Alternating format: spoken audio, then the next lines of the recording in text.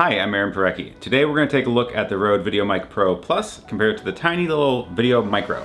Wait, what's that sound? So I like that the Pro Plus can turn on automatically with the camera, so that saves the step of remembering to turn that on yourself. It does require batteries, which is one slight drawback, but it comes with rechargeable batteries that you can actually charge over USB. And you can always swap in AA's if those run out. The sound is great. It sounds fantastic to me, and one of the things that I noticed with the little Mini is that it seems to wobble. I didn't think was going to cause a problem because that's what I thought the little shock absorbers were for, but it turns out it does cause a problem.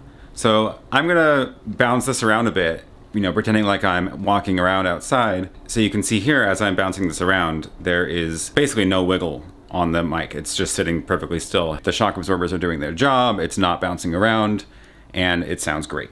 Now let's compare that to the little micro. Now we're listening to the audio through the micro, and I'm bouncing the camera up and down with my hand as if I were walking, because as you walk, the camera is going to wiggle around a bunch. And so if you take a look at the side view here, then you can see that how much movement there is. Like it's bouncing. It's bouncing up and down, and you can hear it in the audio. You can somehow, the little bumps make it through, and they really shouldn't. So that's pretty disappointing. I'm really bummed that that's the case. Just look at how much vertical movement there is as I'm wiggling the camera. So that is why I think this is not the best microphone for me. It sounds fine. It's obviously not as good of a sound as the Pro, but it sounds okay. And stationary, it's actually totally fine.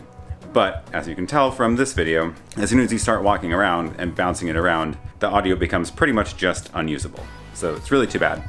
So I will be sticking with the Pro Plus, even though it is bigger and requires batteries. I think that it is worth it because I can actually, move around and hold the camera without getting that handling sound. Thanks for watching. If you thought this video was useful, give it a thumbs up below. Till next time.